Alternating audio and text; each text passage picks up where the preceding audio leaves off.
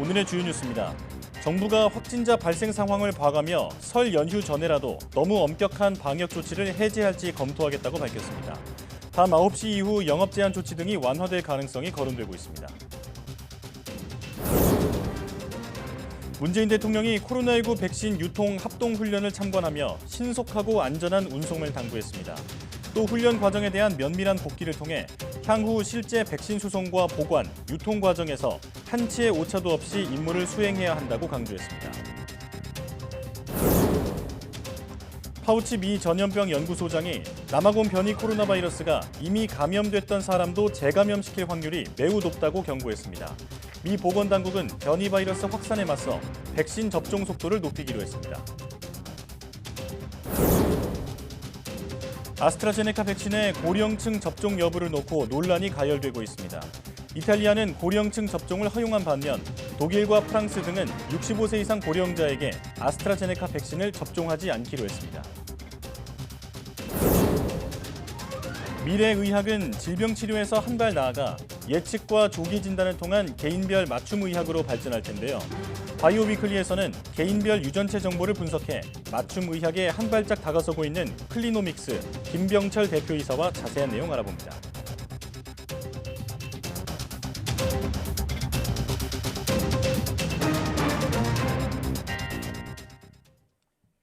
여러분 안녕하십니까? 사이언스 투데이입니다. 이번 주 코로나19 확산 추세에 따라 엄격한 방역 조치 일부가 완화될지 결정됩니다. 중앙재난안전대책본부는 거리두기 조정 관련 논의가 설 이후 본격화될 예정이라면서도 연휴 이전이라도 너무 엄격하게 조치한 부분을 일부 완화할 수 있을지 논의한다고 밝혔습니다. 가장 중요한 고려사항은 이번 주 추세라며 집단 감염 발생 장소와 건수 외에도 감염 재생산 지수 등을 종합적으로 검토한다고 설명했습니다. 이에 오는 금요일까지 추이를 지켜본 뒤 방역 조치 조정이 필요한 부분들은 이번 주말에 발표할 예정입니다. 그럼 윤태호 중대본 방역총괄반장의 발표 내용 들어보겠습니다.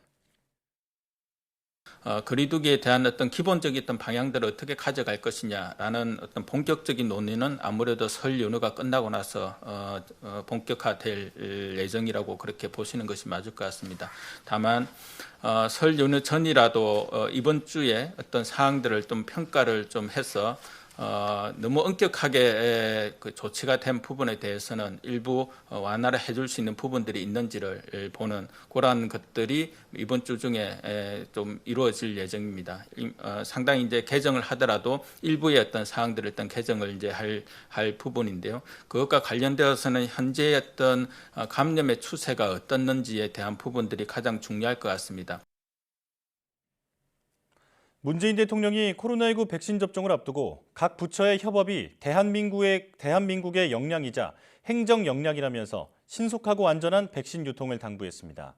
문 대통령은 인천국제공항에서 민관 군경 합동으로 이뤄진 백신 수송 모의 훈련 현장을 방문해 예방접종 준비 상황을 점검하며 이같이 말했습니다.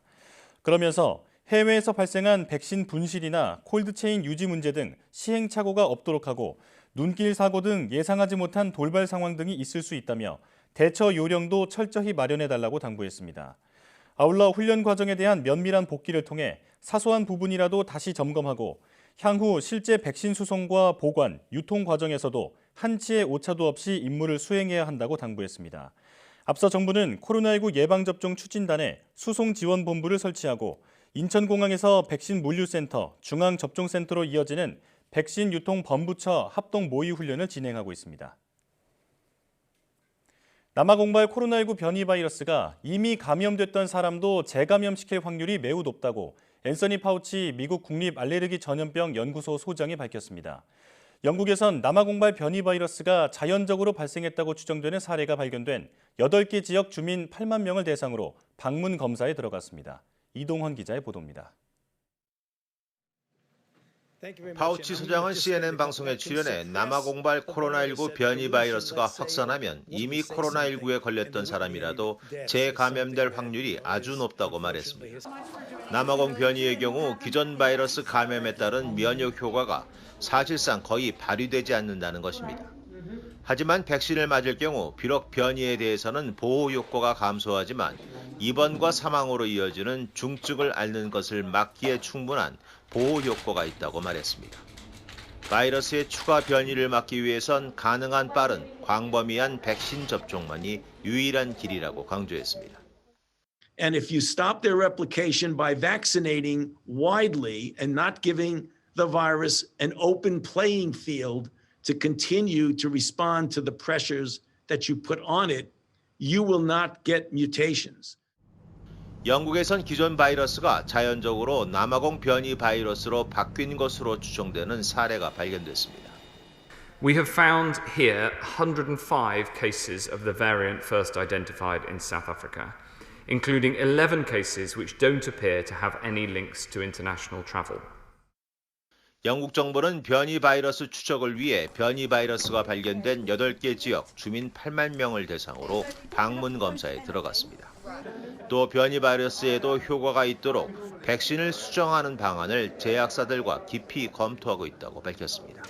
YTN 이동원입니다. 미국인들이 다음 주부터 약국에서도 코로나19 백신을 맞을 수 있게 됩니다. 제프 자이언츠 백악관 코로나19 조정관은 11일부터 전국 약국에 코로나19 백신을 공급할 예정이라고 밝혔습니다. 우선 첫 주엔 약국 6,500곳에 백신 100만 회분을 공급하고 점차 수급 약국을 4만 곳으로 늘릴 계획입니다. 자이언츠 조정관은 이번 조처가 백신 접근성을 높이고 공평한 백신 공급에 기여할 것으로 예상했습니다. 정부는 각 주와 미국령 영토 등 지역 당국에 공급하는 백신도 일주일에 1,050만 회분까지 5% 늘릴 계획입니다. 우리나라가 이달부터 접종할 예정인 아스트라제네카의 코로나19 백신이 1차 접종만으로 보호 효과가 76%를 보이고 효력도 3개월간 유지된다는 임상시험 결과가 나왔습니다. 또 1회차와 2회차 접종 간격을 12주로 할 경우 보호 효과가 가장 높은 것으로 나타났습니다. 김원배 기자가 보도합니다. 아스트라제네카와 코로나19 백신을 공동 개발하고 있는 영국 옥스퍼드 대학이 지난해 12월 초 영국과 브라질, 남아프리카 공화국에서 진행한 임상시험 결과를 논문으로 공개했습니다. 대상은 18살에서 55살까지 17,000명이었습니다. 논문에 따르면 아스트라제네카 백신을 처음 접종하고 22일째 되는 날부터 효과가 나타나 90일째까지 76% 수준의 보호 효과가 유지됐습니다. 접종 간격에 따른 효과는 12주 뒤 2회차 접종을 할 경우면 82.4%로 가장 높았습니다. 1회차 접종과 2회차 접종 간격을 6주 미만으로 설정하면 효과가 54.9%로 낮아졌습니다. 접종 간격이 4주였을 때는 보호 효과가 평균 62%였습니다. 각국에서 논란이 되고 있는 접종 간격에 따른 백신 효과가 공개된 건 이번이 처음입니다. 아스트라제네카 백신의 경우 영국 정부가 시행 중인 12주 간격 1, 2차 접종일 때 가장 효과가 좋다는 결과가 나온 셈이 됐습니다. 이와 함께 이번 논문에서는 아스트라제네카 백신을 1회차만 맞아도 감염 검사 결과 양성 판정이 평균 67% 감소한 것으로 보고돼 1회 접종만으로도 바이러스의 전염 가능성이 상당히 줄어들 수 있음을 시사했습니다.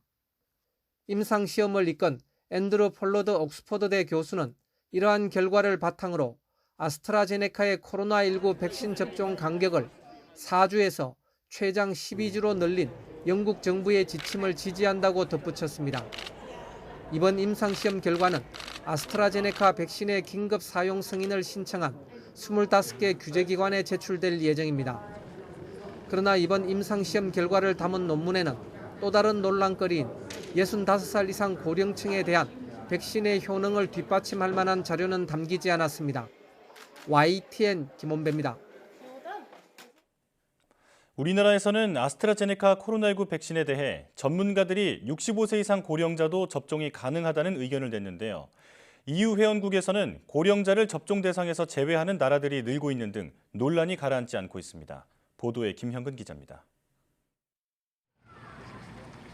유럽의약품청은 지난달 29일 아스트라제네카 코로나19 백신에 대한 조건부 판매를 승인했습니다. 그러면서 18세 이상 모든 연령층에 접종하도록 권고했습니다. The recommendation to approve the AstraZeneca vaccine is based on data that shows that the vaccine offers protection against COVID-19 with a reassuring safety profile. 하지만 유럽연합 EU 일부 회원국들은 이 같은 권고안을 수용하지 않고 있습니다. 아스트라제네카 백신 임상 시험을 할 때 참여한 65세 이상 고령층 비율이 10% 미만으로 충분하지 않다는 이유 때문입니다. 가장 먼저 EU 권고안과 다른 선택을 한 건 고령층 효능 논란에 처음 불을 지폈던 독일입니다. 독일 보건당국은 아스트라제네카 백신을 65세 미만에게만 접종하기로 했습니다. Gleichwohl wissen wir ja schon seit Herbst, die Debatte gibt es ja schon seit einigen Monaten, dass bei AstraZeneca es weniger Daten, geht nicht um schlechte Daten, sondern um weniger Daten aus den Studien für die älteren Altersgruppen gibt. 프랑스와 스웨덴도 이에 가세했습니다. 두 나라 모두 고령자에 대한 임상 자료가 부족하다는 점을 지적하면서 접종 대상에서 65세 이상을 제외했습니다. 이탈리아 의학청은 더 낮춰 18세에서 54세까지 성인에게 우선 사용할 것을 권고했습니다. 다만 55세 이상도 건강에 위험 요인이 없다면 아스트라제네카 백신을 맞는 게 유용하다고 나중에 의견을 수정했습니다. 이처럼 아스트라제네카 백신의 고령층 접종을 둘러싼 논란이 가라앉지 않으면서 유럽의 많은 나라가 아직 접종 연령대를 결정하지 못한 채 고심하고 있습니다. YTN 김영근입니다. 이스라엘에서 진행된 화이자 코로나19 백신 접종에서 부작용 발생 비율이 0.3% 미만으로 조사됐습니다. 이스라엘 보건부는 1차 접종을 마친 276만 7천여 명을 조사한 결과 6,500여 건의 부작용이 보고돼 부작용 발생 비율이 0.24%였다고 밝혔습니다. 또 2차 접종자 137만 7천여 명 중 부작용을 호소한 사람은 3,500여 명으로 부작용 비율이 0.26%였다고 덧붙였습니다. 이스라엘 보건부는 백신 부작용이 대부분 가볍거나 빨리 지나갔다고 밝혔습니다. 1차 접종 후 부작용으로 입원 치료를 받은 건수는 100만 명당 17명, 2차 접종의 경우 100만 명당 3명에 불과했다고 보건부는 설명했습니다. 전 세계적으로 코로나19 백신의 부작용에 관한 대규모 조사는 이번이 처음입니다. 러시아가 자체 개발한 코로나19 백신 스푸트니크 V의 3단계 임상시험 결과가 국제의학학술지 랜싯에 실렸습니다. 스푸트니크 V 개발을 지원한 러시아 직접투자펀드 RDIF는 이같이 밝히면서 1, 2차 접종을 모두 마친 19,000여 명의 3상 자료를 분석한 결과 스푸트니크 V의 면역 효과는 91.6%인 것으로 확인됐다고 설명했습니다. 또 60세 이상의 임상시험 결과에서도 면역 효과가 91.8%로 나왔고 안전성도 뛰어난 것으로 확인됐다고 덧붙였습니다. RDIF의 키릴 드미트리예프 대표는 이번 결과는 스푸트니크 V가 세계에서 처음으로 승인된 백신일 뿐 아니라 가장 좋은 백신 가운데 하나라는 점을 증명하는 것이라고 말했습니다. 앞서 스푸트니크 V 백신을 개발한 러시아 가말레아 국립전염병 미생물학센터는 지난해 8월 세계에서 처음으로 러시아 정부로부터 백신 긴급 사용 승인을 받았지만 3상을 거치지 않아 안전성에 대한 논란이 제기되었습니다. 중국 정부는 코로나19가 중국보다 미국에서 먼저 발생했을 수도 있다면서 미국도 세계보건기구 전문가팀을 초청해 기원 규명에 나서라고 촉구했습니다. 왕원빈 중국 외교부 대변인은 정례 브리핑에서 코로나19의 기원 규명은 매우 복잡하고 과학적이며 여러 지역과 국가가 관계된 문제라면서 이같이 밝혔습니다.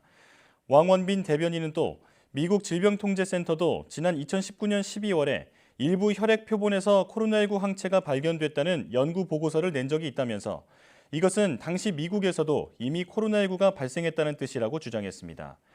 왕원빈 중국 외교부 대변인은 특히 미국에서의 코로나19 첫 공식 감염일이 기존에 발표된 지난해 1월 21일이 아니라 그 이전일 수 있다면서 미국도 세계보건기구 전문가팀을 초청해 기원 규명 연구에 나서라고 말했습니다.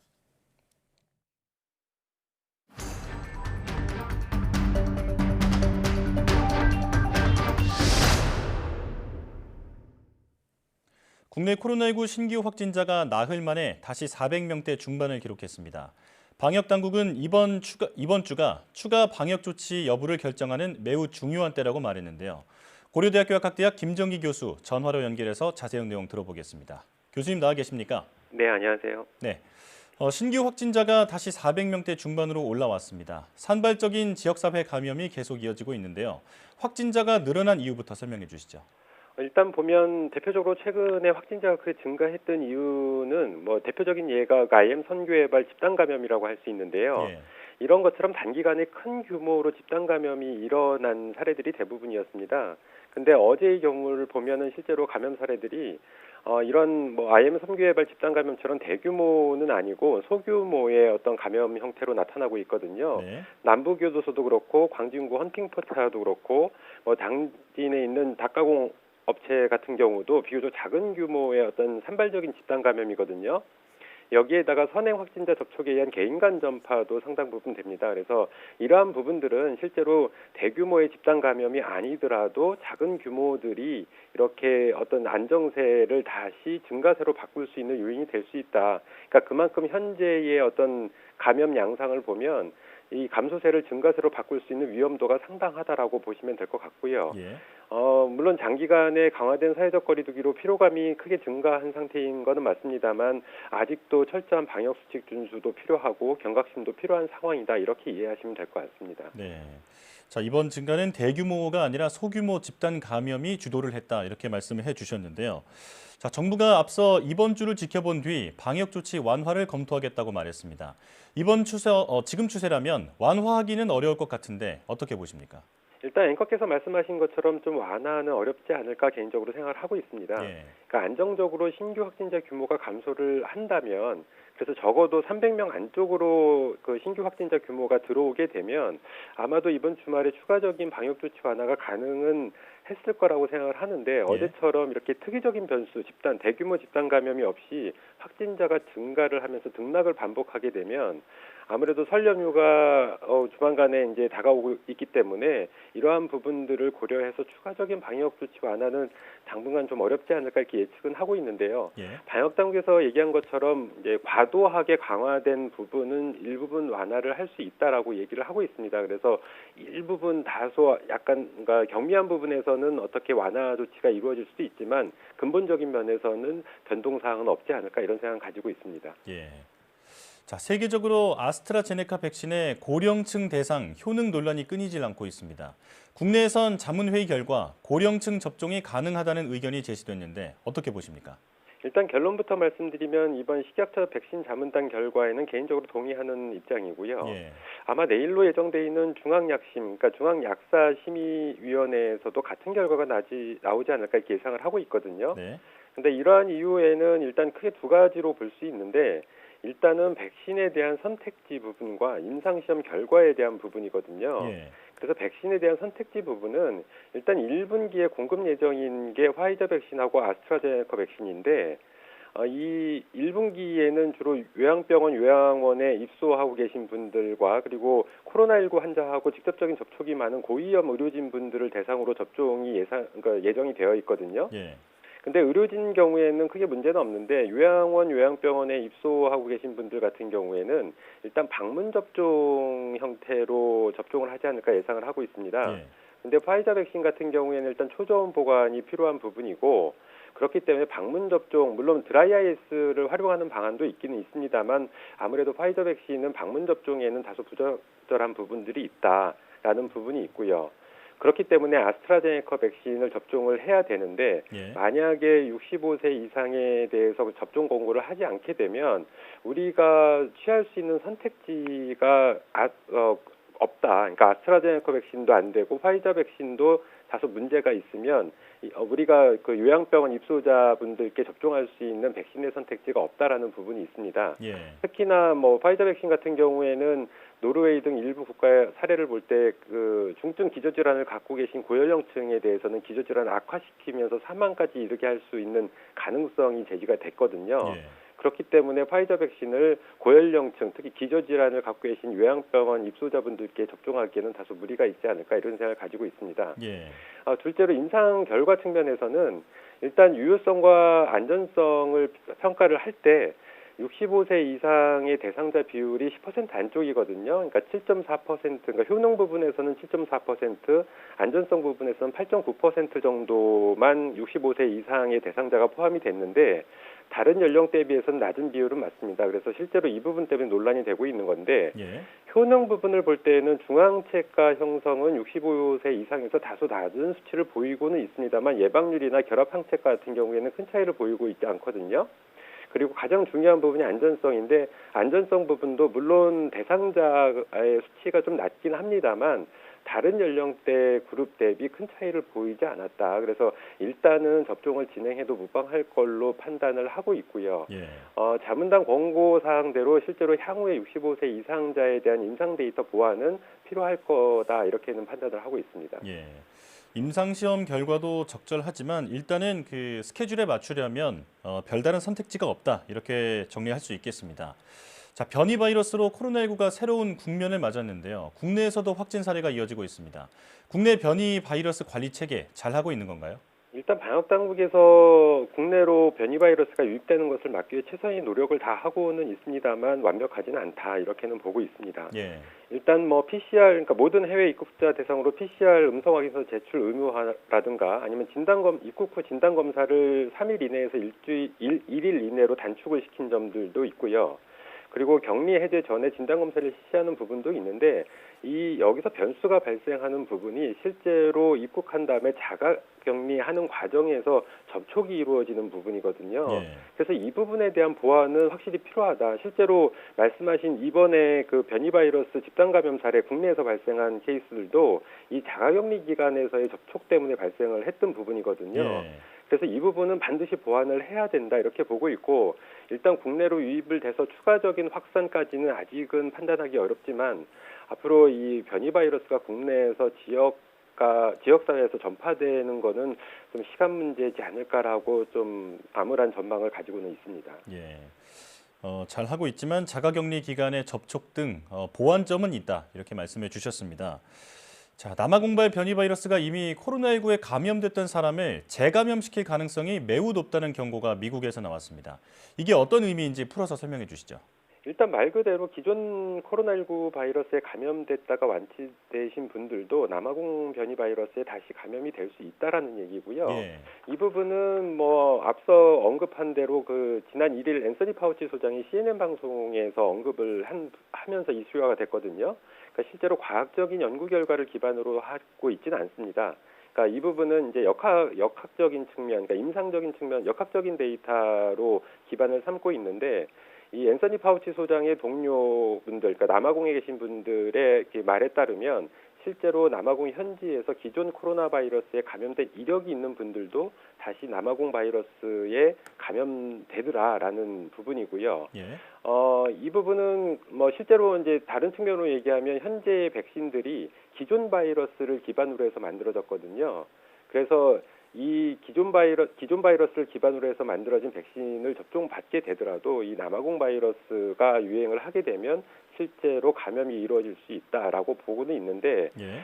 이러한 부분들이 실제로 실제로 전파상에서는 우려스러운 부분이 있는데 일단 백신 접종을 맞으면 중증으로 이완되는 부분은 감소시킬 수 있다라고 하는 부분은 그래도 그나마는 좀 긍정적인 부분이다라고는 보고 있고요. 예. 실제로 이러한 부분에 대한 어떤 다른 측면에 뒷받침할 수 있는 근거는 최근에 노바백스 백신 임상시험에서 영국에서는 임상시험 결과가 89% 방어율을 보였거든요. 예. 근데 남아공에서는 60% 정도만 보였습니다. 그래서 실제로 남아공에서는 이런 남아공발 변이 바이러스가 항체를 가지고 계신 분들한테도 감염이 충분히 일어난다. 이러한 부분이라고 보시면 될 것 같습니다. 예.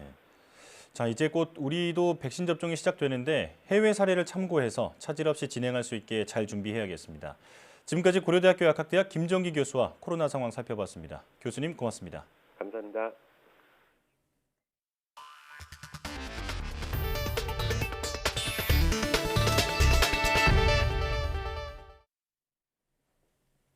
쓴 적도 없는데 콘텐츠 이용료가 결제됐다는 문자 메시지 받아본 적 있으신가요? 휴대전화 계정을 해킹당해서 게임 아이템 값 등 이용료가 자기도 모르게 빠져나가는 피해가 늘고 있습니다. 그런데 이동통신사에 신고를 해도 환불받기 어려운 게 현실입니다. 박기환 기자가 보도합니다. 며칠 전 A씨는 무언가 결제됐다는 문자 메시지가 7건 연속 들어와 깜짝 놀랐습니다. 3분 만에 60만 원 가까이 빠져나갔는데 알지도 못하는 모바일 게임 아이템 값이었습니다.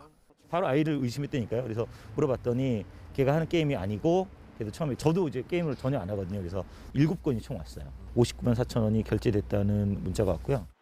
누군가 구글 계정을 해킹해 연결되어 있던 결제 수단으로 돈을 빼간 거였습니다. 사기 피해를 우려해 소액 결제 한도도 낮춰놨는데 이와는 또 다른 콘텐츠 이용료 명목이었습니다. 아는 게 소액 결제거든요. 사실은 콘텐츠 결제라는 거 처음 들어봤고, 이거에 대해서 좀 더 알려준다면 이런 것들이 있고 이렇게 결제될 수도 있다라는 것들이 좀 있었으면 좋지 않나. 소액 결제는 이동통신사가 결제를 직접 대행하는데 유료 앱이나 이모티콘, 게임 아이템 등을 살 때 빠져나가는 콘텐츠 이용료는 구글과 애플 같은 플랫폼 업체를 통해 결제됩니다.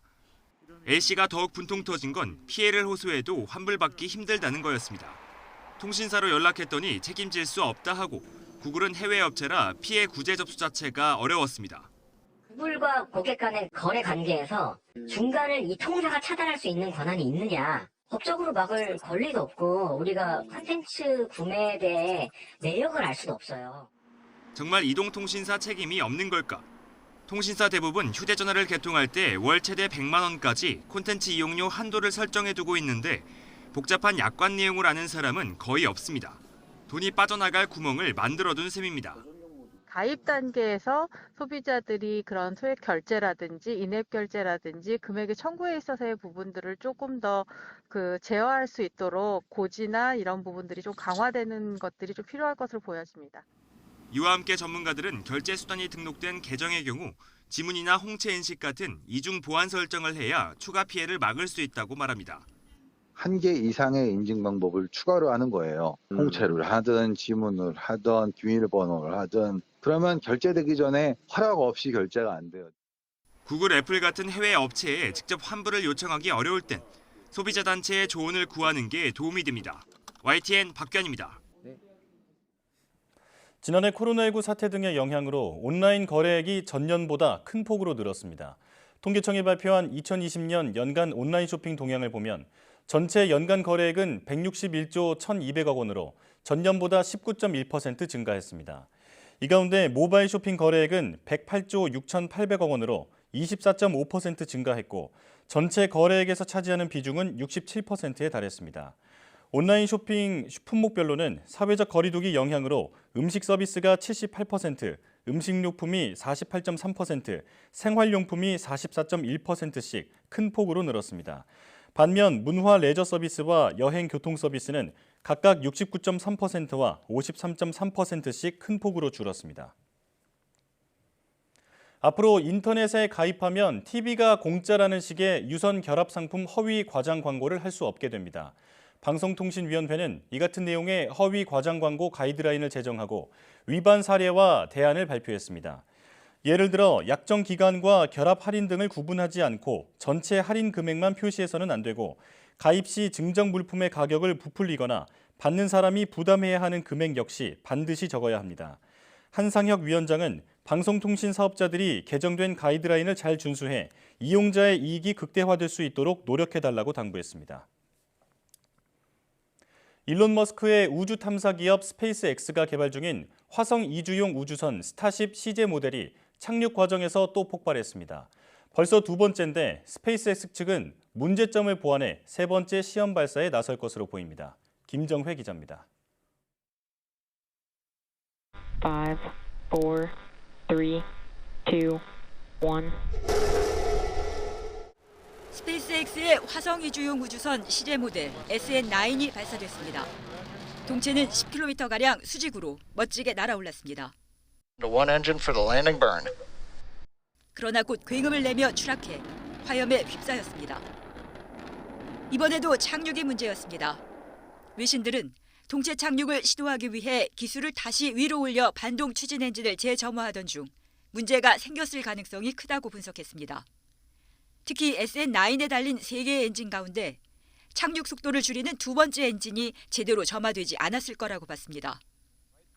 실제로 발사 후 장면을 보면 SN9은 10km를 수직 비행한 뒤 동체 착륙 준비를 하는 과정에서 균형을 잃고 곧바로 땅바닥으로 추락합니다. 지난해 말 직전 모델인 SN8은 12.5km를 비행한 뒤 발사대에 착륙하다 폭발했습니다. 스페이스X 측은 지난해 시험 발사 때와 마찬가지로 착륙 문제를 좀 더 보완하면 된다고 밝혔습니다. 스타쉽은 스페이스X가 인류의 화성 이주를 목표로 개발 중인 거대 우주선으로 완전체는 사람 100명과 화물 100톤가량을 싣고 달과 화성을 오갈 예정입니다. 우주에 대한 일론 머스크의 집념과 도전의 결정체입니다. Anyone who has an adventurous bone in their body is going to be very excited about this, and I think it will help reinvigorate interest in space. 그런 만큼 연거푸 쓴맛을 봤어도 스페이스X는 곧 세 번째 우주선을 발사할 전망입니다. 추락 사고 당시 발사장 인근에 세워져 있던 세 번째 시제 모델 SN10이 이에 대한 방증입니다. 스페이스X는 스타쉽 착륙에는 2번 연속 실패했지만 지난해 펠컨 9 로켓을 통해 역대 가장 많은 위성을 우주로 보내는 데 성공해 자신감에 차 있습니다. YTN 김정희입니다. 제프 베이조스 아마존 최고 경영자가 올해 3분기 최고 경영자직에서 물러나겠다고 밝혔다고 AP통신 등 외신들이 현지 시각 2일 보도했습니다. 후임 최고 경영자는 앤디 제시 아마존 웹서비스 최고 경영자가 맡게 됩니다. 베이조스는 아마존의 이사회 의장직을 수행할 예정입니다. 베이조스는 지난 30년 동안 아마존을 경영했으며 인터넷 도서 판매로 시작해 현재는 최대 온라인 판매 업체로 사업을 키웠습니다.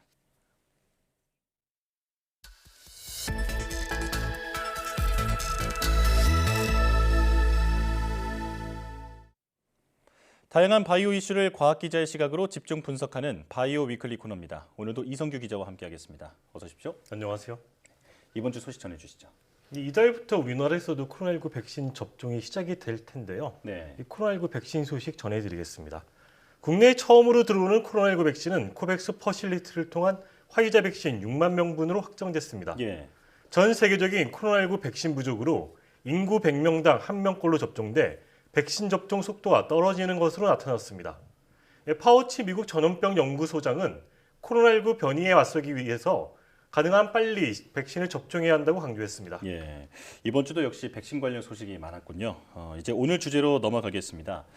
현대의학은 단순히 질병을 치료하는 게 아니라 예측과 조기 진단을 통해 개인 맞춤 의료를 실현하는 방향으로 발전하고 있는데요.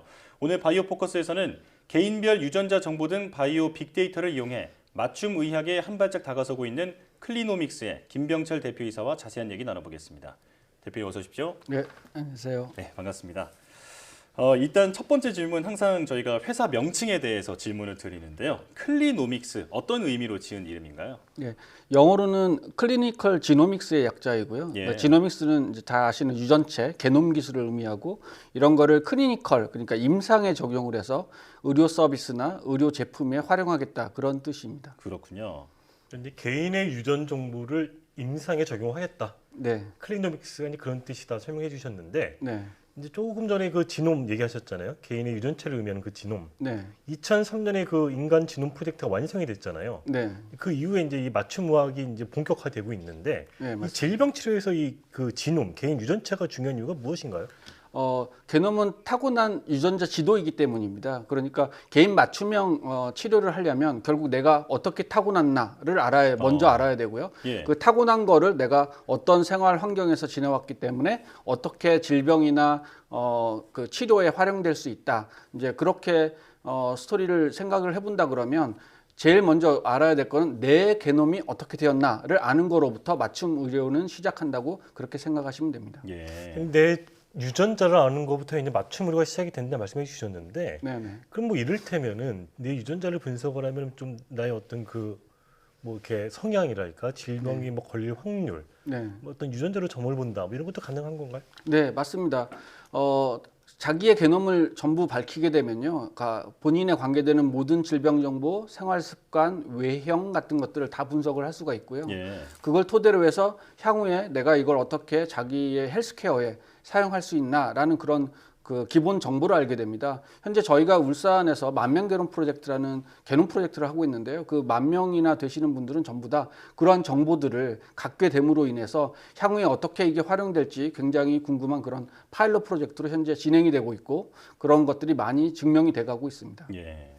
이 클리녹스가 보유한 기술 중에 이 다중 오믹스 기술이라는 게 있는데 이게 용어가 좀 어렵거든요. 네. 이 다중 오믹스라는 게 어떤 거고 주로 어떤 분야에 어떻게 응용이 되는 건가요? 네, 기본적으로 이제 오믹스 지노믹스라는 거는 정보를 전체를 파악한다 그런 뜻입니다. 예. 그런데 이제 그렇게 정보를 전체로 파악하는 데 있어서 보통 생명체의 기본 단위는 세포입니다. 그 세포에 있는 어떤 정보를 알게 되는 건데 세포에는 여러 종류의 정보들이 있습니다. 게놈처럼 어떤 유전자의 정보가 있는 게 있고요. 그 유전자로부터 발현된 어떤 단백질의 정보가 되어 있는 게 있고요. 그거 말고도 여러 가지 대사에 관계되는 어떤 대사체라는 것들도 있습니다. 그러면 이런 것들이 서로 상호 유기적으로 연결이 되어 있거든요. 그 유기적으로 연결된 여러 가지의 그런 정보들을 동시에 멀티로 분석한다 그래서 멀티오믹스, 다중오믹스 한국말로 그렇게 되겠습니다. 그렇군요. 정리하자면 그 나무를 보는 게 아니라 숲을 보는 기술이다. 네, 맞습니다. 이렇게 정확하게 이해할 수 있을 것 같습니다. 표현할 수 있습니다. 네, 또 클리노믹스의 또 다른 강점은 바로 액체 생검 플랫폼 기술을 보유하고 있다. 바로 네. 이 점인데요. 네. 일단 액체 생검이 무엇이고 또 어떤 분야에 응용되는지 설명해 주시죠. 네, 기본적으로 이제 질병이 걸리게 되면 신체의 어떤 특정 부위에 걸리게 됩니다. 예. 이제 예를 들면 어떤 조직에, 뭐 폐면 폐, 그 뭐 간이면 간 그런 어떤 기관에 이제 어떤 질병이 걸리게 되는데요. 그 질병에 걸린 게 굉장히 초기 단계라면 거기로부터 그걸 저희가 알아낼 수 있는 방법은 없습니다. 그러니까 진단을 할 수 있을 만큼의 어떤 병이 커져야만 알 수 있는 거거든요. 근데 분명한 거는 사람의 혈액은 온몸을 떠돌아다니면서 사실은 그 질병이 일어난 부위를 수십만 번, 수억 번을 사실은 통과를 했습니다. 통과를 예. 했다는 거는 서로 인터랙션을 했다는 거고 인터랙션 하면서 많은 정보들을 빼내 왔습니다. 그러면 이제 저희가 구체적으로 몸에 어떤 부위에 질병이 있는지는 알지 못한다 하더라도 그 혈액을 잘 분석을 한다면 예. 어떤 시점에 그분이 어떤 그 질병에 걸릴 확률이 얼마나 높은지 하는 것들을 알아낼 수가 있고요. 그렇게 된다 그러면 질병을 조기에 진단할 수 있는 그런 이제 기술이 될 수가 있습니다. 예. 그래서 보통 이제 그런 혈액이나 아니면 다른 체액들, 뭐 침도 되고요, 소변도 되고 이런 이제 조직이 아닌 다른 그 액체 같은 그런 이제 시료를 활용한다 그래서 보통 액체 생검 그렇게 부릅니다. 예. 근데 우리 몸의 그 액체 성분을 이용해서 질병을 진단한다. 이게 액체 생검 같은 기본 개념인데. 네. 근데 궁금한 게 그래서 그럼 이 액체 생검 기술을 이용하면은 어떤 질병을 진단할 수가 있는지하고 네. 이거와 관련된 어떤 뭐 임상이랄지 상용화계획이 어떤지 설명 좀 해주시죠. 예, 저희가 지금 타겟으로 하고 있는 거는 크게 이제 세 가지 정도입니다. 제일 사실은 나이가 들면서 제일 문제가 되는 게 암이죠. 그래서 암에 대해서 제일 많이 하고 있고요. 네. 또 다른 건 뭐 심혈관 질환도 굉장히 중요한 질환이라서 하고 있고, 그 다음에 또 이제 현대인에서 제일 큰 스트레스에 의한 뭐 우울증이나 이런 것들도 저희가 혈액 분석을 통해서 알아낼 수가 있습니다. 근데 저희가 이런 걸 하다 보니까 기존에 하던 이제 저희가 많이 해왔던 유전체, 그러니까 지노믹스 기술만으로는 안 되는 걸 알았고요. 그 지노믹스 기술 외에 여러 가지 다른 오믹스, 다시 말하면 다중 오믹스를 함으로 인해서 그 정확도가 굉장히 올라간다는 걸 발견했습니다. 네. 그래서 그런 그 다중 오믹스 기술이 그런 액체 생검 기술과 결합을 할 때는 굉장히 많은 그런 질병들을 조기에 진단할 수 있는 그런 그 사례들을 저희가 많이 사업화하고 있습니다. 예. 지금 이제 바이오 기업들을 보면은 액체 생검을 전문으로 하는 기업도 있고, 게놈 분석을 전문으로 하는 그런 유전자 분석 기업도 있고 이렇거든요. 네네. 이제 클리노믹스 그 두 개를 뭐 같이 한다 이런 설명이신 것 같은데. 네, 맞습니다. 그 두 개가 어떤 그런 시너지 효과를 다시 한번 좀 설명해 주시면 어떤 게 있을까요? 예, 기본적으로 이제 혈액을 잘 분석하는 거는 혈액에 있는 여러 가지 성분들을 잘 분리를 한다는 뜻입니다. 예. 그러니까 분리할 수 있는 장비나 디바이스 이런 것들을 잘 만든다는 뜻이고요. 그 다음에 이제 그걸 분석할 때는 그렇게 여러 가지로 만들어진 어떤 그런 그 분리 물질들을 제대로 잘 분석할 수 있는 이제 분석할 수 있는 다양한 툴들을 갖춰야 되는 건데요. 그걸 두 개 다 하는 거는 그렇게 쉬운 일이 아닙니다. 근데 이제 저희 기업은 다행히도 저는 그 앞부분에 일을 주로 전문으로 많이 일을 해왔고요. 저희 공동대표이신 박정화 박사님은 또 뒷부분에 일을 많이 해오셨습니다. 예. 그래서 두 개가 합쳐졌기 때문에 굉장히 많은 시너지가 생기고 그걸 통해서 기존에 할 수 없었던 이제 암을 미리 진단하는 그런 어떤 새로운 혁신적인 기술에 도전을 하고 있습니다. 예. 제가 이제 모두에도 그 2003년도에 미국에서 그 인간 지놈 프로젝트가 완성이 되고 나서 네. 이제는 이제 뭐 개인 맞춤학이 곧 열릴 것이다. 네. 라고 다들 얘기를 했지만 20년이 지났지만은 아직 그게 안 되고 있잖아요. 네, 네, 맞습니다. 심지어 미국에서도 그게 좀 어려운 상황인데 네, 네. 특히 이 전 세계적으로 이 맞춤학 이게 실현되기 위해서 좀 선결될 과제가 있다면 어떤 것을 꼽을 수 있을까요?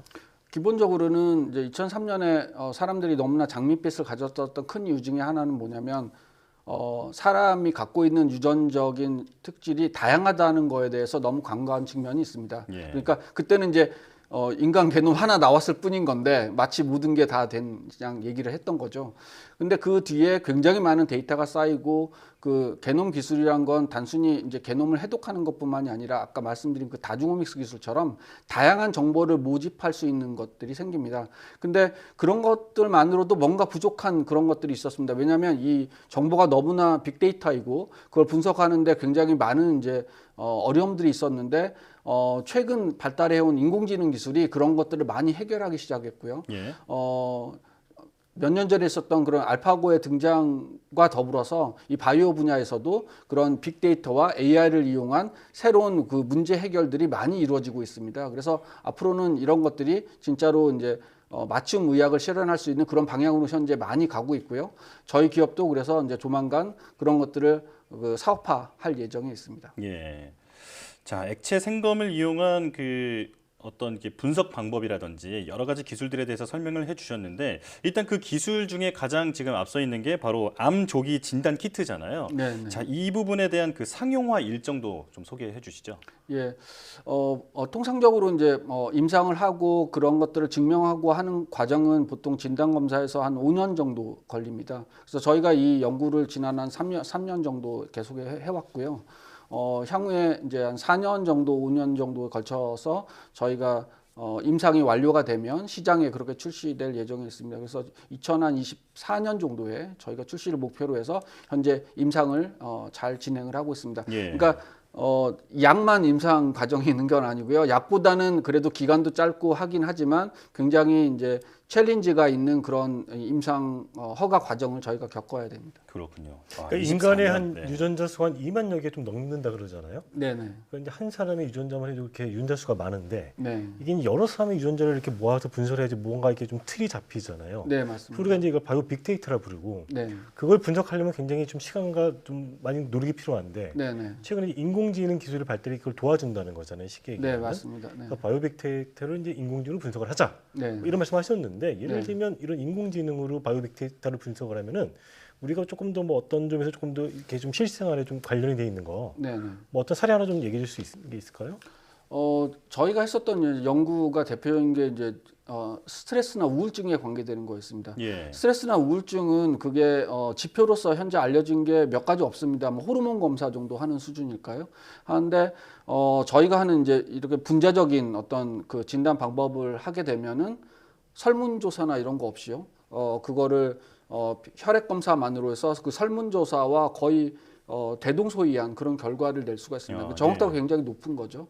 그러면 이제 설문조사라는 데서 오는 많은 이제 제한적인 요소나 단점들을 극복을 할 수가 있고요. 객관적인 어떤 그런 자료를 줄 수가 있습니다. 그래서 그런 것들은 좀 더 저희가 실생활에 쓰일 수 있는 검사로 쓰일 수 있도록 저희가 의료적인 검사뿐만이 아니라 보통 사람들도 할 수 있는 그런 검사법으로도 저희가 개발을 하고 있습니다. 예, 이 맞춤 의학이 발전하는데 AI가 큰 역할을 하고 있는 거군요. 네. 자, 그리고 또 클리노믹스가 지난해 말, 그러니까 정확히는 12월 4일에 상장을 하셨더라고요. 네, 새내기입니다. 네, 이제 석 달 정도 된 건데 그 구체적으로 앞으로 10년 내에 꼭 이루고 싶은 목표가 있다면 어떤 게 있을까요? 기본적으로는 저희는 이제 질병을 조기에 예측하고 예방하는 데 그러니까 방점이 찍혀 있기 때문에요. 예. 거기에 관계되는 이제 세 가지 정도의 타겟하는 질환, 아까 말씀드린 암, 그다음에 스트레스나 우울증, 그다음에 심혈관 질환 같은 그런데 조기 진단을 개발하는 거가 향후 4, 5년 내에 저희의 목표이고요. 이제 그걸 통해서 10년 내에는 글로벌리 1위를 할 수 있는 그런 이제 좋은 제품이나 서비스를 가지고 세계 시장에 진출하는 게 저희의 꿈이 되겠습니다. 네. 자, 사실 치료를 받다 보면 그 시행착오를 겪으면서 오히려 병이 악화하거나 아니면 과잉 진료가 이루어지는 경우도 굉장히 많은데 오늘 설명해 주신 클리노믹스의 기술이 이 맞춤 의료를 실현하는 데 도움이 되기를 기대하겠습니다. 자, 지금까지 이성규 기자 그리고 김병철 클리노믹스 대표와 함께했습니다. 오늘 말씀 고맙습니다. 네, 감사합니다.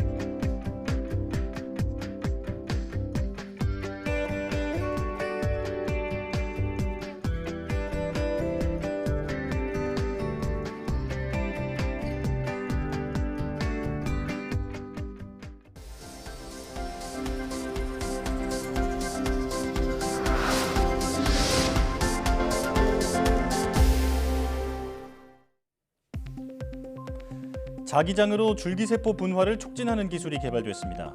고려대학교 강희민, 김영근 교수 공동연구팀은 자기장을 활용해 줄기세포 분화를 촉진할 수 있는 나노코일을 제작했다고 밝혔습니다.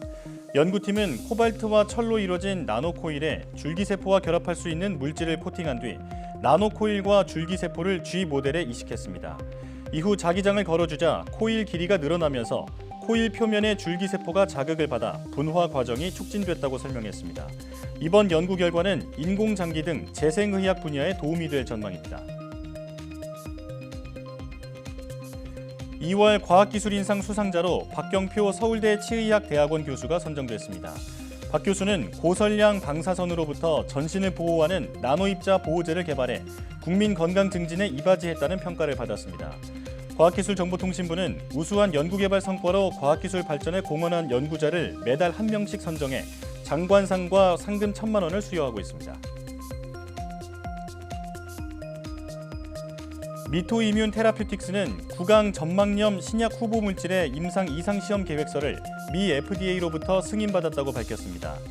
구강 점막염은 화학 방사선요법 항암 치료에 따른 부작용의 일종으로 구강 내 심한 염증과 괴사 등을 일으키지만 현재까지 효과적인 치료제는 없습니다. 회사는 올해 2분기 안에 미국에서 첫 환자 투여를 시행할 계획이며 글로벌 제약사와 기술 수출 등 전략적 제휴를 추진할 예정입니다. SK텔레콤과 KT, LG유플러스 등 이동통신 3사가 이번 설 연휴 기간 영상통화를 무료로 지원합니다. 이동통신업계 관계자는 과학기술정보통신부와 코로나19에 따른 비대면 추세 확산에 맞춰 설 연휴 기간 다양한 통신 서비스 지원책을 검토하고 있다고 밝혔습니다. 우선 5인 이상 사적 모임 금지로 인해 설 연휴에도 고향 방문이 어려워진 데 따라 오는 11일부터 나흘 동안 영상통화를 무료로 제공하는 방안을 추진 중입니다. 또 코로나19 확산으로 어려움을 겪는 소상공인 지원을 위해 한시적으로 데이터 제공량을 확대하는 안도 논의 중인 것으로 전해졌습니다. 특히 소상공인들의 일부 연체된 통신요금 납부를 유예해주는 방안도 마련될 예정입니다.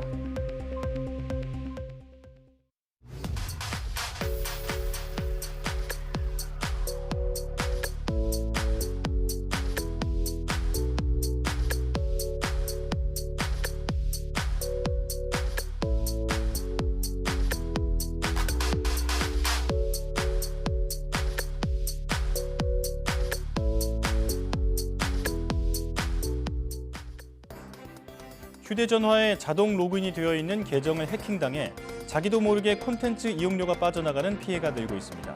자동 로그인이 되어 있는 계정이 있다면 자동 로그인 설정을 해제하거나 비밀번호를 바꾸시는 게 좋겠습니다. 사이언스 투데이 여기서 마칩니다. 함께해 주신 여러분 고맙습니다.